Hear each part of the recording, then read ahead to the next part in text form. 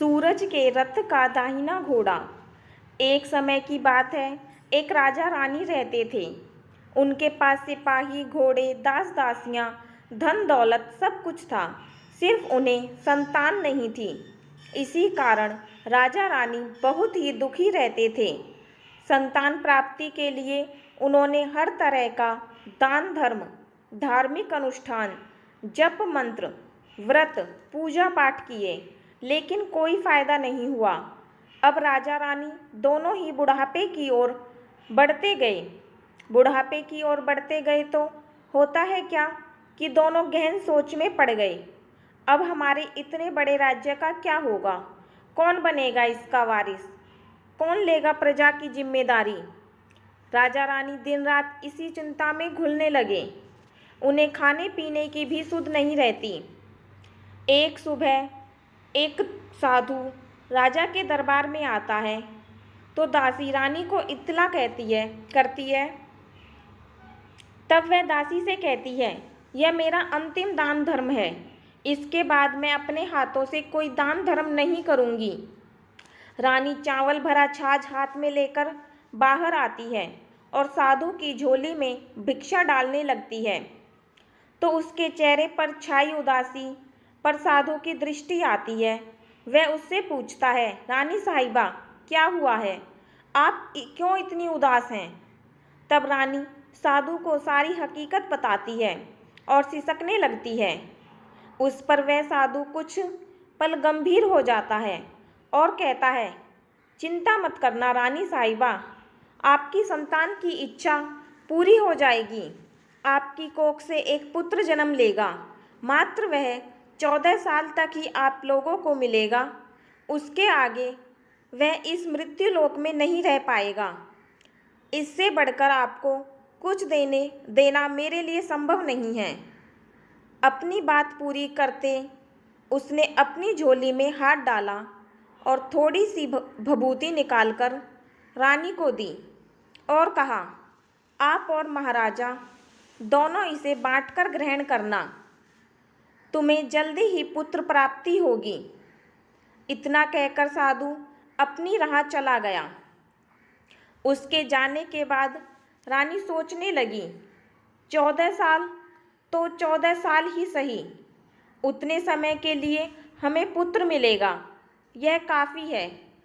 उतने साल तक मैं उसे जी जान से बड़ा करूँगी, उसे ढेर सारा लाड़ दुलार दूंगी, अपनी संतान की मुराद पूरी करूँगी। उस रात अपना सारा राजकाज खत्म करके राजा जब रानी के महल में गए तो रानी ने क्या किया कि राजा को सारी बात बताई और साधु की दी भभूति राजा को दिखाकर बोली, साधु महाराज ने यह भभूति हम दोनों को ग्रहण करने को कहा है। राजा बोले, इतना दान धर्म किया, जब तप किया, कोई फल नहीं मिला। अब इस भभूति से हमें संतान प्राप्ति होगी क्या? उस पर रानी बोली, जब इतना सब कुछ किया है तो अब यह भी सही, खामखा उस साधु के क्रोध को क्यों बुलावा दें। राजा को अब किसी पर विश्वास नहीं था, लेकिन पत्नी को दुख न पहुँचे इसलिए वह राजी हो गया। राजा राजी हो गया तो फिर क्या होता है कि राजा रानी दोनों नहाते धोते हैं, फिर अपने भगवान का नाम स्मरण करते हैं, अपने पुरखों को स्मरण करते हैं और उस साधु महाराज का नाम स्मरण करके वह भभूति बांटकर दोनों खाते हैं। उसके बाद दोनों निश्चित होकर सो जाते हैं। तो कुछ दिन गुजर जाते हैं और साधु द्वारा कहे अनुसार रानी गर्भवती हो जाती है। उस पर राजा रानी दोनों की खुशी गगन में नहीं समाती। राजा रानी से बोला, महारानी, सचमुच साधु महाराज की कृपा हो गई। तो 9 माह 9 दिन और 9 घंटे पूरे होकर रानी ने एक सुंदर गोरे चिट्टे पुत्र को जन्म दिया। राजा ने बड़ी धूमधाम से पुत्र का नामकरण किया। सारे राज्य में 8 दिन तक भोजन रखा, उत्सव मनाया गया। अब पुत्र की कुंडली देखने के लिए राज्य के सबसे विद्वान पंडित जी को बुलाया तो कुंडली देखकर पंडित जी बड़े चिंतित हो गए। कहने लगे, महाराज, हमारा राजपुत्र सिर्फ 14 साल तक हमारे पास रहेगा। राजा को इस बात की भनक थी। रानी को भी साधु महाराज की बात याद थी। दोनों चुप रह जाते। उसके बाद राजा और रानी बड़े लाड प्यार से बेटे की परवरिश करते हैं, उसकी हर ख्वाहिश पूरी करते हैं। थोड़े समय के लिए ही सही भगवान ने संतान की अपनी मुराद पूरी कर दी। इससे वे समाधान मानते हैं। राजपुत्र दिन प्रतिदिन बड़ा होता है। जब वह 7 साल का हो जाता है तो राजा एक अच्छे गुरु की नियुक्ति करके उसे पढ़ाई लिखाई, राजशास्त्र, शस्त्र विद्या, घुड़सवारी इत्यादि 12 विद्याओं का शिक्षण देते हैं। जब वह सब शस्त्र विद्या में पारंगत हो जाता है और 12 साल की उम्र का हो जाता है, तब एक अच्छी सी राजकन्या खोजकर उसकी शादी कर देते हैं। तो 2 और साल बीत जाते हैं। बेटा 14 साल का हो जाता है। एक दिन राजपुत्र राजा से बोला, पिताजी, मैं आपका सारा राज्य घूमकर देखना चाहता हूँ। आज तक मैंने सिर्फ इस रजवाड़े के अतिरिक्त कुछ नहीं देखा है। बेटे की बात सुनकर राजा चिंतित हो जाता है, क्योंकि पुत्र को 14वां साल शुरू हुआ था। अब कोई अनहोनी होने का वक्त नज़दीक आ चुका था, लेकिन राजा ये सब बातें पुत्र को बता नहीं सकता था। वह क्या करता है कि चेहरे पर खुशी लाकर बेटे से कहता है, हाँ हाँ जरूर, जाओ बेटा, तुम्हें अपना सारा राज्य घूमकर देखना चाहिए। कहाँ क्या है यह सब जानना चाहिए। कल मेरे बाद तुम्ही को तो राजा बनना है। मात्र एक बात का ध्यान रखें, तुम जहाँ जा रहे हो, क्या कर रहे हो, यह बात अपनी पत्नी को नहीं बताना। पुत्र कहता है, ठीक है पिताजी, आपने जो कहा है मैं वैसा ही करूँगा। तो होता है क्या कि राजपुत्र दिन भर अपनी पत्नी के साथ मौज मस्ती करता है, खुशियाँ मनाता है और रात को ठीक 12 बजे बिस्तर से उठकर बाहर चला जाता है। फिर पोह फटने से पहले वापस अपने महल में आकर सो जाता है। ऐसा बहुत दिनों तक चलता रहा। अब पुत्र का 14वां साल खत्म होने के में कुछ दिन ही बाकी थे। इतने में क्या होता है कि उसकी पत्नी यानी छोटी रानी रात में जाग जाती है। वह देखती है कि बिस्तर पर राजपुत्र नहीं है। वह महल में सब जगह देखती है तो राजपुत्र कहीं भी नजर नहीं आता है। तो वह क्या करेगी, किससे कहेगी? वह चुप रहती है। फिर भोर होने पर वह देखती है कि उसका पति अपनी जगह सोया हुआ है। वह पति से कुछ नहीं पूछती, लेकिन दूसरी रात भी वैसा ही होता है। तीसरी रात, चौथी रात, ऐसा बहुत दिन तक चलता है। रानी बहुत ही चिंतित हो जाती है। पति रात को जाता कहाँ है, किससे मिलने जाता है? उसके मन में ढेर सारे सवाल उठते हैं, लेकिन उसे पूछने में उसे डर लगता है।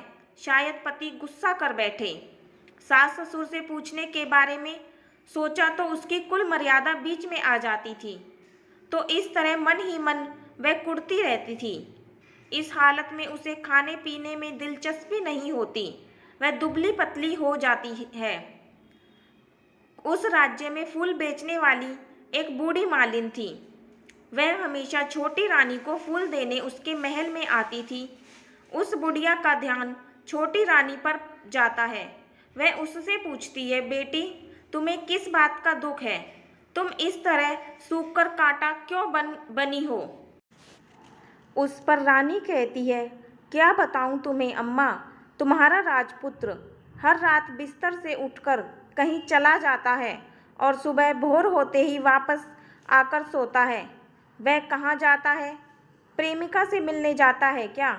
यह सोच सोचकर मैं अन्न जल ग्रहण नहीं कर पाती और सूख सूख कर इस तरह कांटा बन गई हूँ।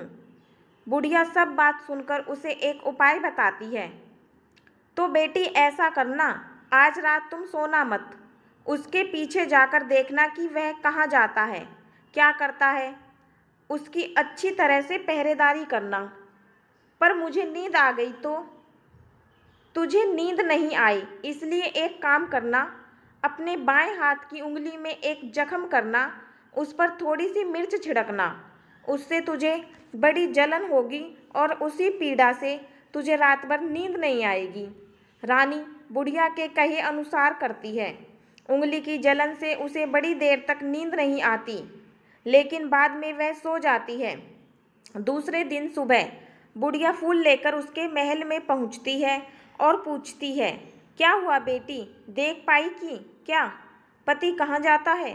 रानी कहती है, नहीं अम्मा, पहले कुछ समय जलन के कारण मुझे नींद नहीं आई, पर कुछ देर पश्चात मैं सो गई। बुढ़िया कहती है, कोई बात नहीं, आज तो उंगली पर पहले से थोड़ा बड़ा जख्म करना और ज़्यादा मिर्च लगाना।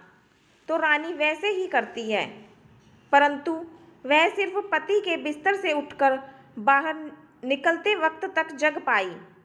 वह उसके पीछे नहीं जा सकी क्योंकि उसकी आंखें उस समय तक मूंद गई थीं। दूसरे दिन सुबह बुढ़िया आती है तो उससे पूछने से पहले ही रानी रोकर कहती है, अम्मा, मैं आज भी उनकी पहरेदारी ठीक तरह नहीं कर पाई। बुढ़िया कहती है, रोना नहीं बेटी, सब कुछ ठीक हो जाएगा।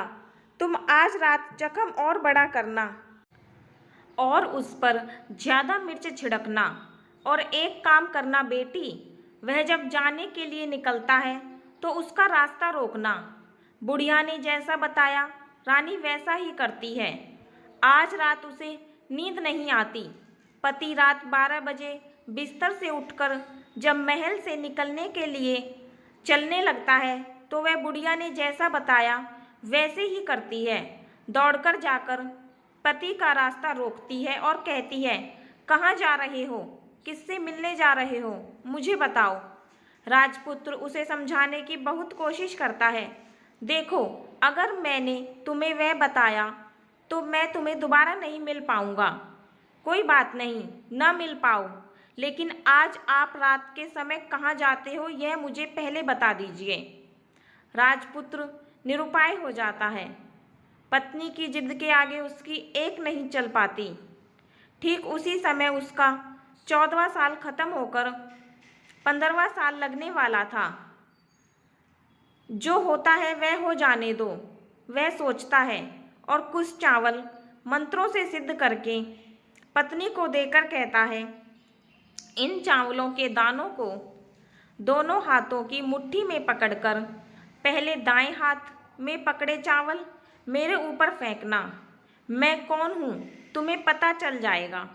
बाद में बाएं हाथ में पकड़े चावल मेरे ऊपर फेंकना। मैं जैसा था तुम्हें मिल जाऊंगा, लेकिन यदि तुम बाएं हाथ के चावल मेरे ऊपर फेंकना भूल गई तो मैं तुम्हें कभी नहीं मिल पाऊंगा, नहीं भूलूंगी। रानी बड़े आत्मविश्वास के साथ कहकर दाएं हाथ में पकड़े चावल पति के ऊपर फेंक देती है तो राजपुत्र एकदम विशाल घोड़ा बन जाता है, एकदम उम्दा, सफ़ेद, गर्दन पर लंबी अयाल। देखते देखते वह तेजी से दौड़ने लगता है। रानी उस घोड़े को एकदम भौचक्की होकर देखने लगती है और पति ने बाएं हाथ के चावल फेंकने की जो बात कही थी वह भूल जाती है। उसकी आंखों के सामने घोड़ा महल से बाहर निकल चला जाता है। घोड़ा जो महल से बाहर जाता है तो वापस नहीं आता। अब रानी को बड़ा पश्चाताप होता है। वह स्वयं को कोसने लगती है, लेकिन अब उसका कोई फायदा नहीं होने वाला था। राजपुत्र अब वापस नहीं आने वाला था। सुबह होते ही महाराजा महारानी को सब बात पता चलती है। उन्हें बहुत दुख होता है। वे बिस्तर पकड़ते हैं और राह देखते हैं कि एक दिन उनका बेटा वापस आ जाएगा। इस तरह 1 महीना गुजरता है, 2 महीने गुजरते हैं, तीसरे महीने गुजरते हैं, आखिर 6 महीने पूरे होते हैं। राजपुत्र का कोई अता पता नहीं लगता। प्रधान राजपुत्र को ढूंढने के लिए राज्य के गांव-गांव सिपाही भेजता है। लेकिन उन्हें कोई सफलता नहीं मिलती। इधर रानी अपनी हट के कारण पति गायब हो गया। इधर रानी के हट के कारण पति गायब हो गया। यह सोचकर स्वयं को मन ही मन कोसती है और प्रण लेती है कि कुछ भी करके पति को ढूंढ लाएगी और उसे वापस घर लेकर आएगी। एक दिन वह सुबह उठकर सास ससुर के महल में जाती है और कहती है कि मैं अपने पति की खोज में जा रही हूँ। महाराज महारानी को और कुछ क्या चाहिए था, कुछ भी करके उनका बेटा उन्हें वापस मिलना चाहिए था। वे बहू को जाने की अनुमति देकर कहने लगे, बेटी तुम्हें जो चाहे वह करो, जहाँ जाना है वहाँ जाओ, लेकिन हमारे बेटे को वापस लेकर आओ। भगवान तुम्हें कामयाबी दे। अब रानी क्या करती है कि वह अपनी शाही वेश बदलकर एक सेठानी बन जाती है। कुछ दास दासियों को, कुछ नौकरों को साथ में लिया, कुछ सामान साथ लिया और राज्य की सीमा पर जाकर वहाँ एक भोजनालय खोल दिया। वहाँ आने वाले सब यात्रियों को खाना मुफ्त में देने लगी। मात्र एक शर्त रखी कि खाने वाले को उसकी देखी कोई अजीब चीज उसकी मालकिन को यानी राजकन्या को बतानी पड़ेगी। तो वहाँ आने वाला हर नागरिक अपनी तरफ से मैंने यह देखा, मैंने वह देखा कहकर वहाँ से मुफ्त खाना खाकर चला जाता। परंतु रानी को जो बात चाहिए थी वह अब तक मिली नहीं थी। ऐसे ही कुछ दिन बीत गए तो इधर क्या होता है कि रानी के महल फूल लेकर जाने वाली बुढ़िया के एक बेटा और एक बहू थी। उनका एक छोटा बेटा था यानी बुढ़िया का एक पोता था। तो बेटा और बहू सुबह काम के लिए निकलते थे। पोते को संभालने की जिम्मेदारी बुढ़िया पर रहती थी। बुढ़िया दिन भर पोते को संभालती थी। एक दिन क्या होता है कि बुढ़िया को पान खाने की आदत थी। पान लगाने के लिए चूना चाहिए था। वह उसे तैयार करने के लिए सीपियाँ लेकर आई। इन सीपियों को भूनने के लिए गोबर के कंडे चाहिए थे। कंडे इकट्ठे करने के लिए वह बांस की टोकरी लेकर चरवाहे के मैदान में गई। वहाँ बहुत सारे कंडे थे। उन्हें जमा करते करते उसे घर आने में अंधेरा हो गया। इस ओर शाम होने ही काम से वापस बेटा बहू घर पहुँचे तो देखा कि बच्चा घर पर अकेला है और रो रहा है। वे दोनों गुस्से से लाल पीले हो गए। इतने में बुढ़िया घर पर पहुँचती है। बेटे ने पूछा, पोते को घर अकेला छोड़कर कहाँ गई थी? बुढ़िया बताने लगी कि मैं गोबर के कंडे इकट्ठे करने गई थी। इस पर बेटा बोला, दोबारा बच्चे को अकेला घर पर छोड़कर यदि कहीं गई तो मैं तुम्हें बहुत पीटूंगा। बुढ़िया कहने लगी, नहीं बेटा, फिर कभी ऐसा नहीं करूँगी। लेकिन दूसरे ही दिन बुढ़िया वह बात भूल गई और फिर चरवाहे के मैदान पर कंडा इकट्ठे करने लगी। शाम को जब बेटा बहू घर वापस आए तो देखते हैं कि बच्चा घर पर अकेला है और रो रहा है। अब उसके बेटे की सहन शक्ति खत्म होने लगी और बुढ़िया के वापस आने पर उसे घर से निकाल दिया। बुढ़िया रात भर घर के बाहर अंधेरे में बैठी रही और सुबह होते ही हाथ में टोकरी लेकर कंडे इकट्ठा करने के लिए निकल गई। उस दिन उस पर कंडे इकट्ठा करने का मानो पागलपन सवार था। कंडे इकट्ठा करते करते कब अंधेरा छा गया उसे मालूम ही नहीं चला। उसे जब ध्यान आया तो गांव का रास्ता भी ठीक तरह से दिखाई नहीं दे रहा था। वह अंधेरे में आंखें फाड़कर देखती देखती किसी तरह आगे निकल पड़ी। तो क्या है कि एक कपिला गाय छन छन की आवाज़ करते, गले की घंटी बजाते ठुमक ठुमक कर उस मैदान पर आ गई। उसे देखकर बुढ़िया सोचने लगी कि इस गाय के पीछे पीछे जाऊंगी तो गांव तक पहुंच जाऊंगी। तब बुढ़िया उसके पीछे पीछे जाने लगी। वह गाय क्या करती है कि उस मैदान से लेकर एक एक करके 6 मैदान पार करती है। आखिर में वह 7वें मैदान पर पहुंचती है तो वहाँ क्या होता है कि उस मैदान पर एक बड़ा सा पत्थर है। गाय जाकर उस पत्थर को अपना सींग मारती है। सींग मारा तो वह पत्थर दूर हट गया और पाताल में नीचे जाने की सीढ़ियाँ दिखाई देने लगी। तब वह गाय उस सीढ़ियों से नीचे जाने लगी। बुढ़िया भी वह सब देखती रही और झट जाकर गाय की पूंछ को पकड़ लिया। पूंछ पकड़कर वह गाय के साथ नीचे पाताल में पहुंच गई। पाताल में पहुंचते ही तुरंत गाय की पूंछ छोड़ दी और इधर उधर देखने लगी। वहीं से बुढ़िया ने देखा कि पाताल में सब जगह जगमगाहट है, दिया दीप जलते हैं और तेज रोशनी गाय के ऊपर पड़ती है और वहाँ अद्भुत घटनाएं घटने लगी। गाय के नीचे जाते ही उसके गले में से अपने आप सांकल पड़ गई और छमछम करके कोई दुधाड़ी में गाय का दूध दुहाने लगी। लेकिन जो भी कोई वह कर रहा है वह मात्र दिखाई नहीं दे रहा। बुढ़िया बहुत घबरा गई, कहाँ आकर फंस गई वह सोचने लगी और यहाँ वहाँ छिपने के लिए जगह ढूंढने लगी, लेकिन उसे कहीं भी जगह नहीं मिली और जो कुछ उसके सामने हो रहा था उसे चुपचाप देखने लगी। कुछ पल के बाद वहाँ झट से एक उम्दा सफ़ेद घोड़ा आया। वहाँ 2 कुंड थे, उसमें से एक कुंड में उस घोड़े ने छलांग लगाई और ऊपर आ गया। अब उसे राजपुत्र का रूप प्राप्त हो गया।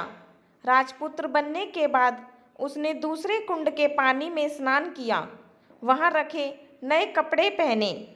नज़दीक ही एक सुंदर पलंग था, उस पर आकर बैठ गया। उसके सामने अपने आप 5 पकवानों की थाली आ गई, दूध की एक प्याली आ गई, 5 सुपारी आ गए। उसके सामने एक दिया जलता रहा। राजपुत्र ने खाना खाया, दूध पिया, 5 सुपारी खाया और बिस्तर पर लेट जाने से पूर्व सूर्य देव का स्मरण करके सामने जलते दिए से पूछा, दिए दिए दीप कर, मेरे माता पिता क्या कर रहे हैं? दिया बताने लगा, बेटे के शौक में डूबे हैं। राज्य कौन संभाल रहा है? राज्य प्रधान संभालता है। मेरी पत्नी क्या करती है? उसने चौराहे पर भोजनालय शुरू किया है और आते जाते लोगों से वह नई खबर के बारे में पूछती है। दिए के ये कहते ही राजपुत्र कहने लगा, ठीक है। उसके बाद वह सो गया। बुढ़िया कोने में खड़ी रहकर यह सब देख रही थी। ऐसी अद्भुत घटना उसने जिंदगी में पहली बार देखी थी। उसे अंदर ही अंदर चुलबुलाहट होने लगी। वह अपनी भूख प्यास भूल गई और आगे क्या होता है कि उसे उत्सुकता से देखने लगती है। लेकिन उसके बाद और कुछ घटनाएं नहीं घटी। रात गुजर गई और सुबह हो गई। सुबह होने पर पलंग पर सोया राजपुत्र उठा और फिर से पहले वाले कुंड में छलांग लगाई। तो अब वह फिर से घोड़ा बनकर कुंड से बाहर आ गया। बाहर आते ही वह तेजी से उस पाताल नगरी से बाहर निकल गया। लेकिन वह कहाँ गया, बुढ़िया को कुछ पता नहीं चला। उसके बाद पिछली रात की तरह कोई उस गाय का छमछम करके दूध दोहने लगा। जैसे ही दूध दुहाना खत्म हुआ, उसके गले की सांकल अपने आप खुल गई और वह गाय तेजी से ऊपर जाने वाली सीढ़ियों की ओर भागने लगी। गाय को दौड़ते देखकर बुढ़िया सोचने लगी, अब गाय के साथ यहाँ से ऊपर जाना ही समझदारी है, नहीं तो कोई मुसीबत आकर मेरे ऊपर टपक जाएगी। झट से उसने गाय की पूंछ पकड़ ली और गाय के साथ ऊपर आ गई। गाय जब ऊपर मैदान में पहुंची तो उस सुरंग का रास्ता अपने आप बंद हो गया और उसके मुंह पर एक बड़ा सा पत्थर पूर्वतः खड़ा हो गया। ऊपर आकर वह गाय जंगल की ओर निकल गई तो इधर बुढ़िया एकदम बावली सी गई। उसने पाताल नगरी में जो कुछ देखा वह जल्द से जल्द किसी को बताने के लिए उतावली हो उठी। उसे एकदम याद आया कि नगर की सीमा पर कोई औरत भोजनालय चलाती है और नई बात बताने वालों को अच्छा खाना पीना मुफ्त में देती है। वह सोचने लगी कि क्यों ना मैं यह बात उस औरत को जाकर बताऊं। यदि उसे यह बात पसंद आ गई तो बाकी जीवन खाने पीने की झंझट से मुक्ति मिलेगी। बुढ़िया ने मन मन तय किया और तुरंत उस भोजनालय के द्वार पर टंगे नगाड़े के सामने खड़ी हो गई और जोर जोर से नगाड़ा बजाना शुरू किया। नगाड़े का इस तरह शोर सुनकर मालकिन यानी छोटी रानी मन में प्रसन्न हो जाती है कि शायद कोई बड़ी बात लेकर यहाँ आया है। रानी सिपाहियों को आदेश देती है, जाइए और जो कोई आया है उसकी अच्छी खातिरदारी कीजिए। आदेश पाते ही सिपाही नीचे दौड़ गए तो एक बुढ़िया नगाड़ा बजा रही है। उन्होंने पूछा, क्यों री बुढ़िया, क्या हुआ, क्यों नगाड़ा बजा रही हो? बुढ़िया बोली, कुछ नहीं बेटा, यहाँ खाना मिलता है ना, इसलिए आई हूँ। खाना चाहिए, मिलेगा, लेकिन मुझे कोई नई बात बतानी पड़ेगी। हाँ बताऊंगी, एक बात मालूम है मुझे। इस पर सिपाही उसे अंदर लेकर आए। उसको मालकिन का आदेश था कि जो कोई बूढ़ा बुजुर्ग वहाँ आए उनके साथ अच्छी तरह पेश आना, उनका अच्छा आदर आतिथ्य करना। तो सिपाहियों ने इस बुढ़िया का भरपूर आदर आतिथ्य किया। उसे बड़ी सी थाली भरकर व्यंजन परोसते हैं। बुढ़िया कुछ दिनों से भूखी थी, वह खाने पर टूट पड़ी। खाना खाने के बाद सिपाही ने उसे नई साड़ी पहनने को दी।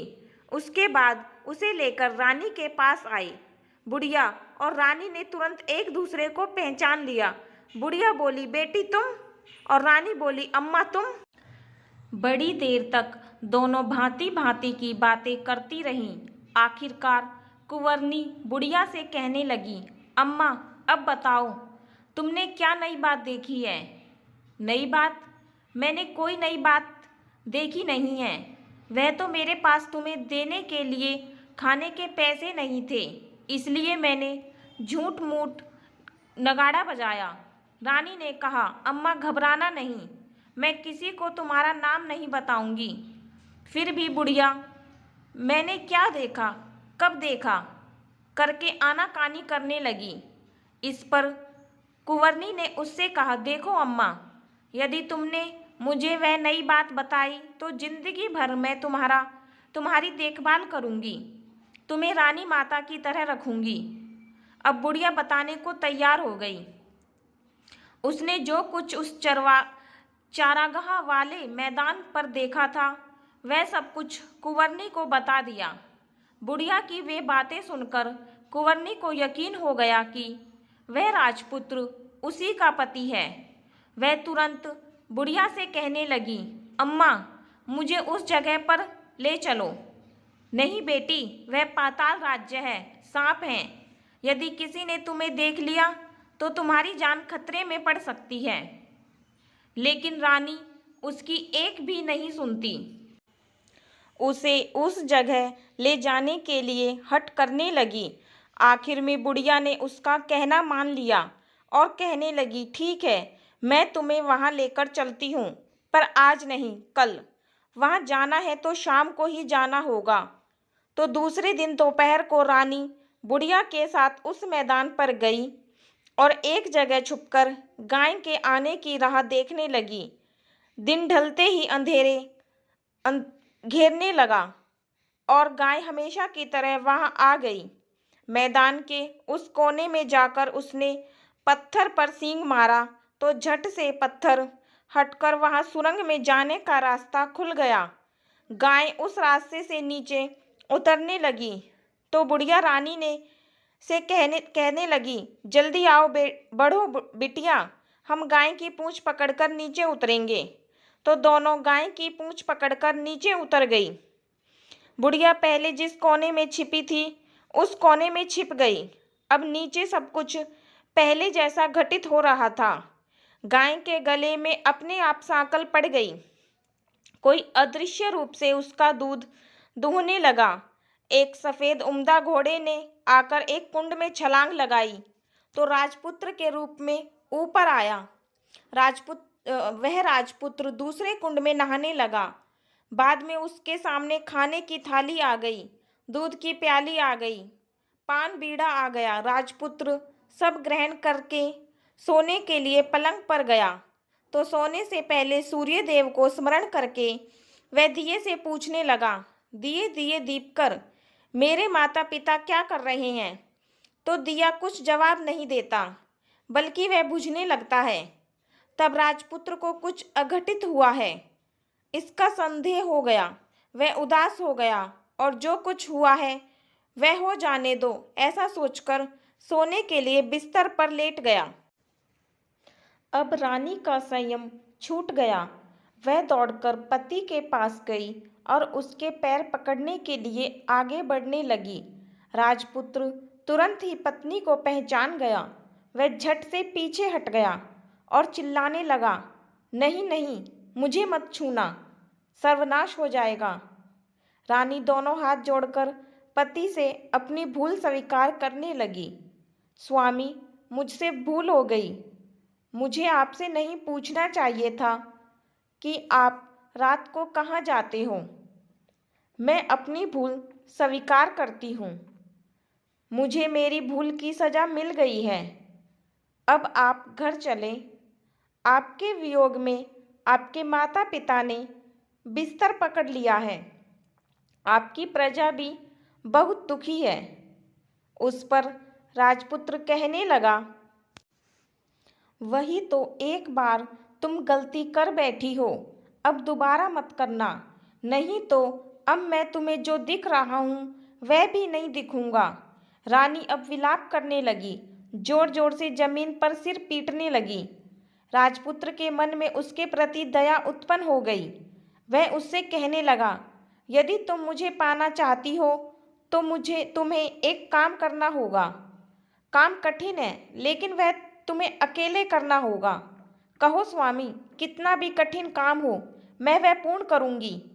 रानी कहने लगी। इस पर राजपुत्र ने उसे बताया, इस पाताल से ऊपर जाते ही तुम्हें एक घना जंगल नजर आएगा। ऐसे 6 जंगल पार करने के पश्चात 7वां जंगल मिलेगा। वह जंगल सबसे घना है। उस जंगल में बीचों बीच एक पीपल का पेड़ है। उसके आसपास की जगह पत्ते, फंदे, जटाएं, कांटे इत्यादि से ढक चुके हैं। वहाँ बाघ, शेर, भालू, सांप सभी धमा चौकड़ी बैठती है। तुम्हें उन सबको भगाकर वह जगह साफ करनी है। उसकी गोबर से लिपाई करके पवित्र बनाना है, रंगोली से सजाना है। उसके बाद वहाँ धूप, कपूर, अगरबत्ती जलानी है। फूल, कुमकुम से पेड़ की तने की पूजा करनी है। दूध, दही से बने चावल का भोग चढ़ाना है। ये सब तुम्हें दोपहर को 12 बजने के पहले करना है। 12 बजने के समय तुम्हें उस जगह पर बैठकर सूर्य भगवान का ध्यान करना है। ठीक 12 बजे सूर्य भगवान का रथ वहाँ उतरेगा। वे वह सब देखकर खुश हो जाएंगे और कहेंगे, जिस किसी ने यह सब किया है उसे मैं मनचाहा फल दूंगा। तो तुम सामने जाकर उसके रथ का दाहिना घोड़ा मांगना, मैं तुम्हें मिल जाऊंगा।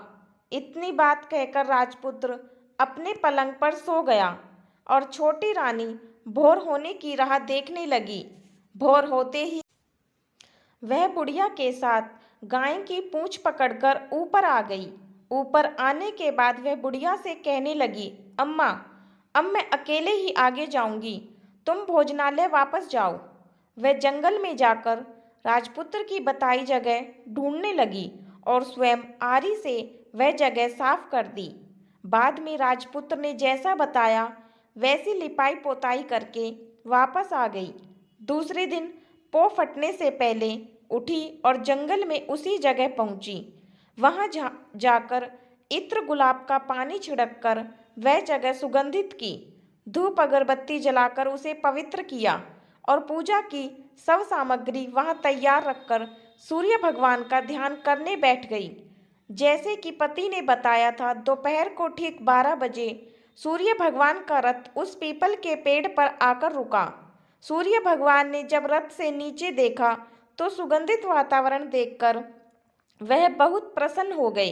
फिर वे बोले, जिस किसी ने यह काम किया है वह यहाँ आकर आज मुझसे कुछ भी मांगे, मैं उसे दे दूंगा। रानी ने जब ये शब्द सुने तो बिना समय गवाए दौड़कर उनके सामने आ गई और उनको नमस्कार करके बोली, भगवान, वह मैं ही हूँ। मैंने ही यह काम जगह साफ की है। अच्छा, तो तुम्हें जो चाहिए वह मांगो। भगवान, मुझे मुझे आपके रथ का दाहिना घोड़ा चाहिए। सूर्य भगवान बोले, नहीं नहीं, मैं तुम्हें और कुछ भी दे सकता हूँ, लेकिन यह घोड़ा नहीं दे सकता। मेरे रथ के 12 घोड़े हैं। तुम चाहो तो कोई और घोड़ा मांग लो, लेकिन यह दाहिना घोड़ा नहीं, वह मैं तुम्हें नहीं दे सकता। छोटी रानी ने एक नहीं सुना। वह सूर्य देव से एक ही बात कह रही थी, वही दाहिना घोड़ा दे दीजिए, नहीं तो मैं आपके पैरों में गिरकर अपनी जान दे दूंगी। अब सूर्यदेव धर्म संकट में पड़ गए। उन्होंने वचन दे दिया था, अब अपने वचन से पलट भी तो नहीं सकते थे। ठीक है, दे दिया तुम्हें घोड़ा, सूर्यदेव ने कहा। फिर एक बात और भी कही, देखो, मैं तुम्हें घोड़ा तो दिया है, लेकिन वह तुम्हें यहाँ नहीं मिलेगा, तुम्हें उसे पाताल में जाकर लाना होगा। रानी बोली, पाताल में ही क्या भगवान, मैं उन्हें पाने के लिए कहीं भी जा सकती हूँ। रानी को वचन देकर सूर्यदेव अपने मार्ग चले गए और इधर रानी जंगल से अपने भोजनालय में आ गई। फिर वह बुढ़िया को लेकर उस मैदान पर आ गई। जल्दी ही शाम हो गई। शाम होते ही वह गाय आ गई और उसने सींग मारकर सुरंग का पत्थर हटाया तथा नीचे उतरने लगी। रानी और बुढ़िया जल्दी जल्दी उसकी पूंछ पकड़कर नीचे उतर गईं। नीचे पाताल में सब घटना पहले की तरह ही घटने लगी। घोड़े का एक कुंड में नहाकर राजपुत्र बन जाना, नहा धोकर पलंग पर जाकर बैठना, तो उसे खाने की थाली, दूध की प्याली आना, पान बीड़ा आना। लेकिन आज एक बात नहीं घटी। आज 2-2 थाली, 2-2 दूध की प्याली, 2-2 पान बीड़े उसके सामने आए। वह कुछ नहीं बोला। अपने हिस्से की थाली खाकर, दूध पीकर और पान बीड़ा चबाकर वह सोने चला गया और हमेशा की तरह दिए से पूछने लगा, दिए दिए दीपकर, मेरे माता पिता क्या करते हैं?